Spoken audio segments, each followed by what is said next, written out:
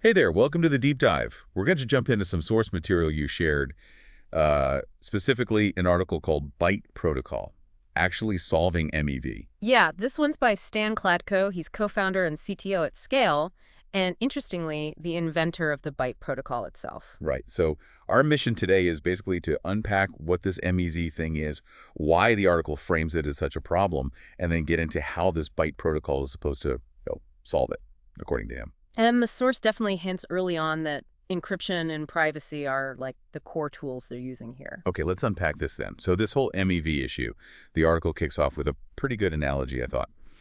Trying to play poker, but with your cards face up. That really hits the nail on the head, doesn't it? It captures that transparency issue the source points out. You know, when you send a transaction, maybe at a token swap or something, it doesn't just instantly land in a block. It sits in this kind of waiting area first. The mempool, right? The article calls it a public waiting room. And the key thing, like the source says, is everyone can see it. What it is, where it's going, how much money is involved. Yeah. Totally exposed. Exactly. And because it's sitting there, visible, before it's finalized, well, people with sophisticated setups, fast computers, clever algorithms, they're watching. We're watching the waiting room. Yeah. And they spot transactions that could be profitable for them to interact with. The article says they can essentially race ahead of you and grab the opportunity before you can. So they jump the queue, basically. Effectively, yeah. Or they might sandwich your trade. This whole business of extracting value by playing games with transaction order or inclusion because they're public, that's MEV, Maximal Extractable Value. Maximal Extractable Value. Okay. So if I put in an order to buy something and someone sees is going to push the price up a tiny bit, they can quickly buy just before me, let my transaction go through, and then sell immediately after for a small profit, stealing my price movement, essentially. That's a classic example, yeah. Front running. It feels like this hidden tax, like you said, or just leakage. And the article makes a point that a lot of people just sort of shrugged and said, well, that's just how blockchains work. Right. Like it was unavoidable. But the source argues, no, that wasn't acceptable, because the impact on regular users is real. You lose value, maybe your transaction even fails because someone else messed with the conditions right before it executed. Okay, so that brings us to the big question the inventors asked, according to the article. What if you just couldn't see the transaction? What if it was, like, scrambled, mathematically encrypted from the get-go? And that question, the source says, led them to develop Byte protocol. All right, let's get into the mechanics then. Based on the article, how does Byte actually do that? How does it work? Okay, so the source walks us through it. For you, the user, you'd still put together your transaction mostly like normal. Okay. But here's the key difference. Before you broadcast it, you encrypt the important bits. The article specifies things like who it's going to and what it wants to do. Gotcha. So my poker hand goes into a sealed envelope before it even leaves my computer and hits that public mempool. Exactly that. And this encrypted transaction, the article says, it still gets included in a block by the validators. But, and this timing is crucial, the data stays secret, it stays encrypted, nobody can read it. Not until when? Not until that block is completely finalized, locked in, agreed upon by consensus, part of the permanent chain. The source says, meaning no one can go back and change it. Okay, so it's in a final block, safe and sound, but still scrambled. How does the network actually execute it then? How does it know what to do? Right. So only after that finalization, a specific group of validators performs this collective decryption. The article mentions they use threshold encryption. Threshold encryption, like you need a certain number of keys together to unlock something. Kind of, yeah. Think of it like needing, say, 10 out of 15 validators to combine their unique key shares to decrypt the transaction. No single validator or even a small group can do it alone or see the content early. Ah, so it's decentralized decryption. Protects against censorship too, presumably. That seems to be the idea implied by the threshold part, yeah, distributed trust. And the article states very clearly, only then, after it's collectively decrypted and the instruction is revealed, then the transaction actually runs and the state updates. I see it now. Because the details, what you're doing, who you're sending to, are hidden until it's too late to game the system, until it's already finalized on-chain.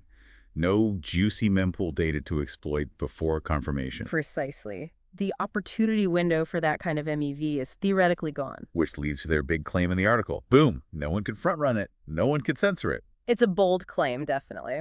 And they also stress something else that sounds pretty important, technically speaking. What's that? The article claims this all still works with regular Ethereum contracts. No changes needed. Oh, wow. So developers wouldn't have to rewrite their existing smart contracts to benefit from this privacy. That's the assertion. The inventor even writes, magic. No, just math. Implying it's a significant technical lift to get that compatibility working alongside the encryption layer. Yeah, that compatibility piece sounds huge for adoption, if true. And they really double down on the MEV claim itself. The source says they didn't just patch MEV, we eliminated it. Eliminated, that's a strong word. It suggests they believe they've removed the root cause, not just put a Band-Aid on it. How did they manage that, according to the article? Is it like an optional feature? No, the article says it's baked right into the blockchain itself, into the consensus. So it's fundamental. It's how the chain processes transactions, period, not an add-on layer. Okay, so solving MEV is the primary goal here, but the source hints that having this built-in encryption unlocks other things too. Now, this sounds really interesting. What else can you do with this, according to the article? Yeah, this is where it gets broader. The article lists some pretty neat possibilities that need transaction privacy. Things like running private auctions directly on-chain. Your bid stays secret until the end. Okay, that makes sense. Or hidden moves in on-chain games. So your opponent can't see your strategy develop in the mempool before you commit.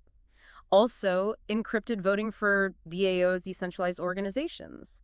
Could make voting less influenced by public pressure, maybe? Huh.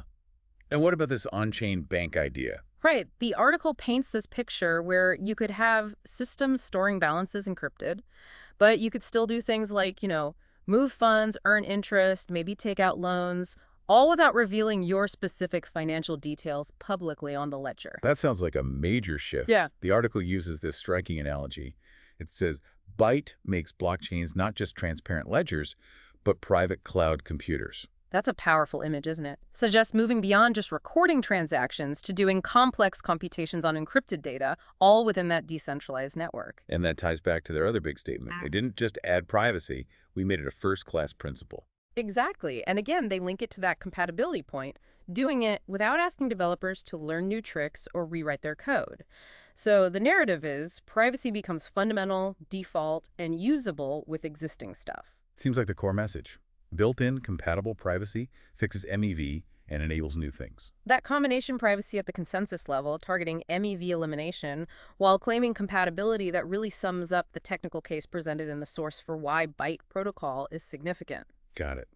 The article also quickly lists some other related things the SKALE team is working on or talking about, like ZK proofs, polynomial commitments, elliptic curves.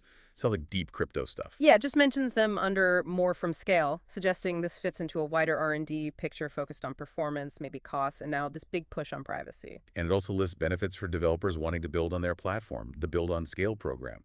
Things like grants, consulting, marketing help, engineering support, QA, investor intros, the usual ecosystem support package. Right, kind of setting the scene that this protocol exists within a larger project effort. Okay, so let's pull this all together from our dive into the source.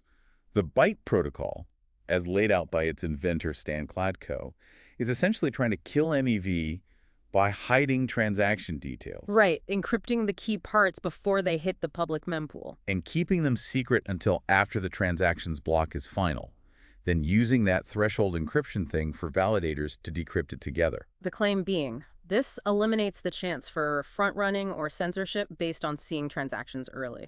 And beyond just fixing MEV, this built-in privacy is pitched as enabling a whole new wave of private on-chain apps making privacy, like a core feature, not an afterthought. Which leaves us with a pretty big question to chew on, based on the article's vision. Oh. If blockchains do evolve from just being transparent ledgers into these private cloud computers that can handle encrypted data, what does that mean for those original blockchain ideals? The radical transparency.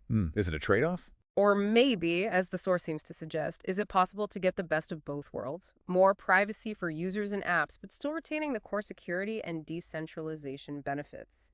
It's a fundamental question about where this tech is headed, definitely something to think about.